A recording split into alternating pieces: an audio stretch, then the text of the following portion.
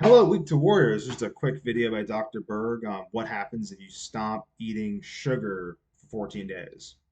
I'm curious what he has to say, and let's watch it with you guys. I've done carnivore a whole bunch, had insomnia for 19 years, like the worst insomnia ever. I have a webinar where I go over how I fixed my insomnia. So if you're on my channel because of insomnia, if you're just on my channel, you have insomnia or sleep issues, check out my other videos, link down below, specifically on insomnia and get in the webinar because I'm going to go over how I fix my insomnia, everything, how I fix clients' insomnia, how they fix their own insomnia, because I can't fix your insomnia for you, but I can help show you the way. All of that, webinar, free, this Thursday, 7 p.m. Register below. You give me your name and email, I'll send you the Zoom link. It's funded with a few offers at the end. If you really like it, they're super expensive. You can give me a whole bunch of money if you really like it. If you just really like it, you don't want to give me a whole bunch of money, don't give me a whole bunch of money. Just come for free. I don't really care. I just love to get all this information out there and help people not suffer from insomnia. So without further ado, Dr. Berg, what does happen if we stop eating sugar for 14 days? So the question is, what would actually happen to your body if you really gave up sugar, completely, for 2 weeks? Let's take a look at that. Number one, you are going to lose your appetite to sugar. Why? Yeah. Because every time you consume sugar, a hormone comes in there and pushes your blood sugars down, causing a low blood sugar situation, hypoglycemia to some degree, and that is going to cause you to crave sugar. So by getting rid of sugar, you get rid of the craving. Gut bacteria play a huge role in craving. I think gut bacteria play into it too. Let's see what he says, but I agree. You do stop craving sugar. For sugar. Number two, you're going to be less hungry. Until you do this, you won't really fully know, but I'm telling you, it's the sugar that keeps you hungry all the time. This is so true. Once I just went back on carnivore after I was on it for 2.5 years, and then I got off of it just to see how everything would work. A whole bunch of reasons why I got off it and why I got back on, but I'm back on now because I was just hungry all the time and I get random nausea. I think I got a little cavity in my tooth too, which I think is related to too much carbs because I never had any cavities before. So even though I was using carbohydrates as fuel, I think my body specifically on a genetic level prefers proteins and fats to carbohydrates. When you give up the sugar, you become a lot less hungry. Why? Because you stabilize your blood sugars. And now your cells can be actually fed, because when you're living on sugar, because sugar is toxic to the body starts rejecting. Sugar is not toxic to the body, but it can be. Yeah, that's called insulin resistance. So the body is blocking insulin. But it's only toxic to your body when you have insulin resistance, which do come from the bad carbs. Because that controls sugar, and what your body's really trying to do is limit the amount of sugar inside the cells. So the body doesn't consider it a good thing, it's a bad thing. So when you give it up, this thing can reverse. And not only can you now absorb proper amounts of fuel, you'll absorb nutrients a lot better too, because insulin resistance also blocks nutrients, minerals, vitamins, and that's one of the functions of insulin. All right, number three, you're going to have less fatigue, especially after eating a meal. When you're eating sugar on a regular basis, usually you're going to be tired after you eat, and that is a blood sugar thing. But you're going to find that you're no longer going to be that tired after you eat. It just means that now you're no longer having higher sugar, which basically makes the brain tired. It's normal sugar, and now your brain can be awake. All right, number four, you're going to lose excessive water. Yes. And yes, this happens to everyone. It's awesome. I feel so much better. I feel so much better not carrying around like whole gut. Like, you see my stomach? See my other videos, a lot more of a gut. It just all goes away.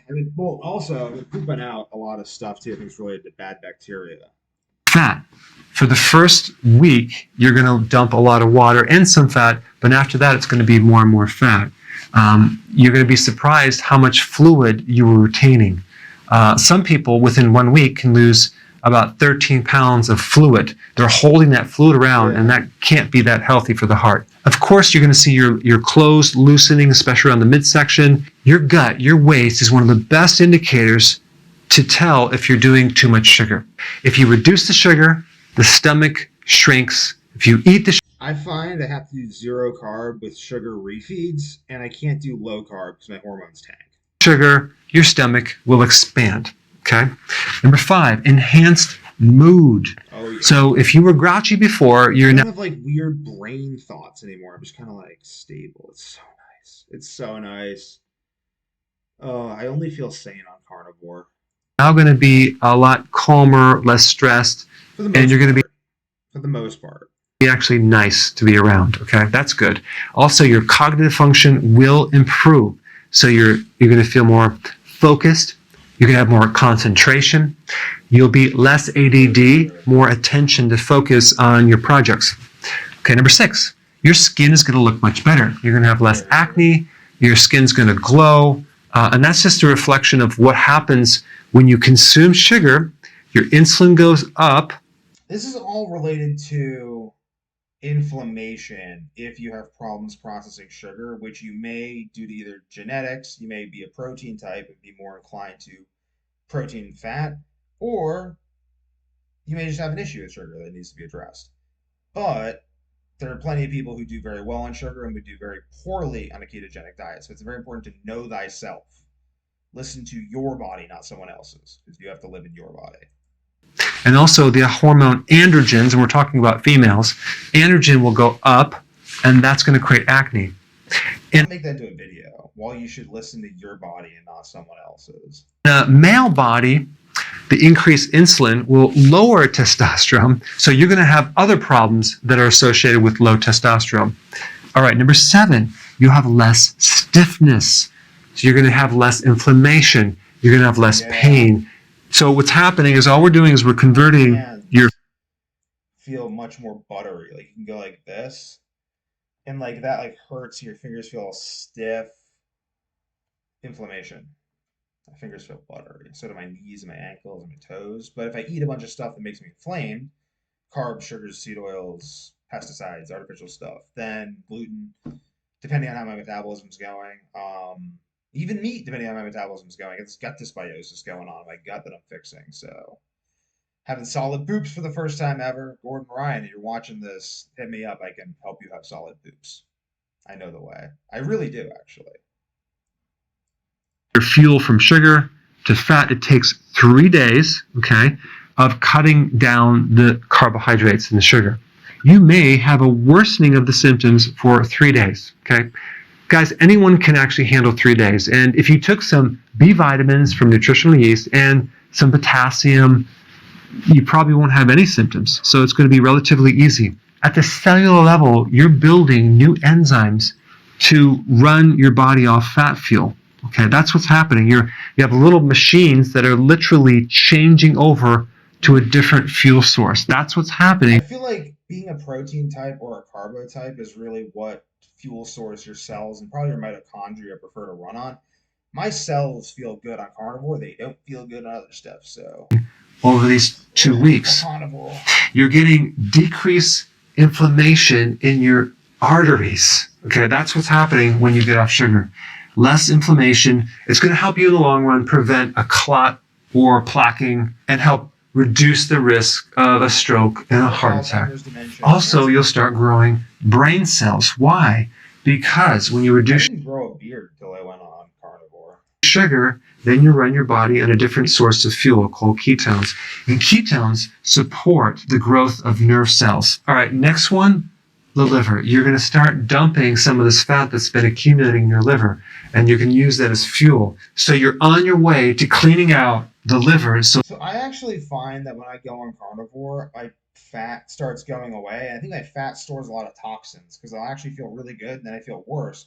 But if I drink copious amounts of green tea, which I'll just show you, because like I literally like religiously drink copious amounts of this stuff because it has done wonders for my gut. And oh yeah. So I feel like in the green tea, amazing at binding to toxins, and I think it binds to all the toxins in that were released from the fat, pee and poop them out. Definitely poop them out. I mean, these things are getting in my stool because I do not have solid poops on carnivore unless I'm drinking green tea. And when I'm not drinking green tea, I always have solid poops on carnivore. My poops are amazing, which is remarkable because I had horrible IBS for most of my life. So, well, not for most of my life. Had horrible. I had diarrhea on and off pretty much like once a week at least for most of my life, and gut issues, gallbladder attacks, horrible stomach pains, like debilitating in my room for 5 days. It's like giving birth, like just the worst stomach pain you can imagine. I should tell that story too. But yeah, so that and then I had like diarrhea for like a year. No, counting carnivore.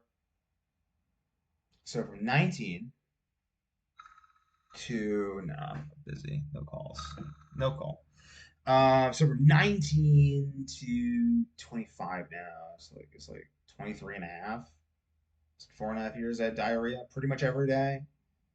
And then sometimes it got so bad I couldn't like leave the house. It was really bad. But I know how to fix it, so that's the benefit. So it's no longer fatty. By the way, as a side note, if you have a large belly, chances are you have a fatty Oh, it liver. also it makes the solid poops on carnivore much more remarkable. Okay, so by doing this, you will reduce the fat inside your liver. And lastly, you're going to have better kidney function. Take a look at a diabetic. The kidney is the target for problems. When you actually cut down the amount of sugar, reduce the carb, you're going to improve kidney function greatly. All right, It's good business, partner. guys, there you have it. You may want to try this. The proof's in the pudding. Maybe I shouldn't talk about pudding, but this is the icing on the cake. Now, maybe I shouldn't even talk about that. All right, thanks for watching. What's with all the carnivore people named after food? Like Shawn Baker, Paul Saladino, Ken Berry, Dr. Iceberg. I don't know. Iceberg lettuce. Like, share, comment, subscribe. Tune in next time.